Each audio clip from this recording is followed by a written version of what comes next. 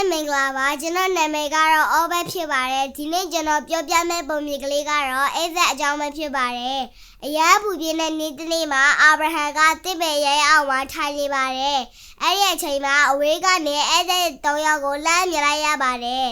အာဗြဟံကသူတို့စီသွားပြီးသူ့စီမှာခဏနားကြပါထမင်းစားပြီးမှဆက်သွားကြပါလို့ပြောလိုက်ပါတယ်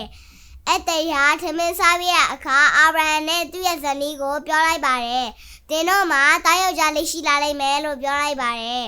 အာဗြဟံကမယုံနိုင်ပါဘူးဘာလို့လဲဆိုတော့သူကအသက်69နှစ်တောင်ရှိပြီးသူ့မိန်းမဆာရာကလည်းမယုံလို့ရှိတောင်ရှိမိတယ်အဲ့ဒါကဘာဖြစ်လို့ရလဲဖျားခင်မလုံးနိုင်တာဘာမှမရှိဘူးလို့ပြောလိုက်ပါတယ်အဲ့ဒီအဲ့ဒါကဖျားခင်ယေရှုဖြစ်နေပါတယ်အာဗြဟံကဖျားခင်ရဲ့စကားကိုယုံလိုက်ပါတယ်နောက်တစ်နေ့ကြာသွားတဲ့အခါအာဗြဟံနဲ့သူ့ရဲ့ဇနီးမှာတားယောက်ျားလေးရှိလာပါတယ်တားယောက်ျားလေးကိုအိဇက်လို့နာမည်ပေးလိုက်ပါတယ်အိဇက်ကလေးဟာတဖြည်းဖြည်းကြီးလာပြီးဆယ်ကျော်တဲ့အရွယ်ကျော်လာပါပြီသူဖေဖေကသူ့ကိုရမ်းချစ်တာပေါ့ဒါပေမဲ့တနေ့တော့ဖျားသခင်ကအာဗြဟံကိုခေါ်လိုက်ပါတယ်ဒီရမ်းချစ်တဲ့သားနဲ့ငါ့ကိုရေပူစော်လိုက်ပါလို့ပြောလိုက်ပါတယ်အာဗြဟံကစိတ်ထဲမှာရမ်းဝမ်းနေတာပေါ့ဒါပေမဲ့ဖျားသခင်စကားကိုယုံလိုက်ပါတယ်နောက်တနေ့မနေ့စောစောထပြီး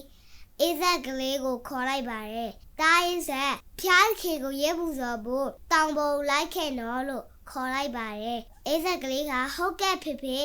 လို့ပြောပြီးချက်ချင်းလိုက်သွားပါတော့တယ်ရေပူစော်ဖို့တောင်ကိုရောက်တဲ့အခါတောင်တက်နေနဲ့အိဇက်ကလေးကရေပူစော်ဖို့မိချစ်လဲပါပြီးထင်းလဲပါပြီးတခြား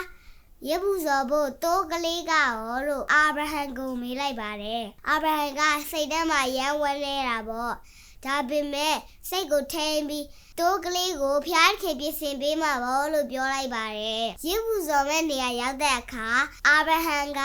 ရေပလေကိုတဲထင်းကိုခင်းပြီးသူ့သားအိဇက်ကိုဘာမှမပြောဘဲကျိုးတဲ့ချီပြီးတော့ရေပလင်ပေါ်ကိုတင်ဓာတ်ကိုထုတ်ပြီးတော့တတ်တော့မယ်လှုပ်တဲ့အခါအတန်တစ်ခုကိုကြားလိုက်ပါတယ်အာဗြဟံအိဇက်ကိုမထိနဲ့တင်ယုံကြည်မှုကိုစမ်းသပ်တာဖြစ်တယ်လို့ပြောလိုက်ပါတယ်အာဗြဟံက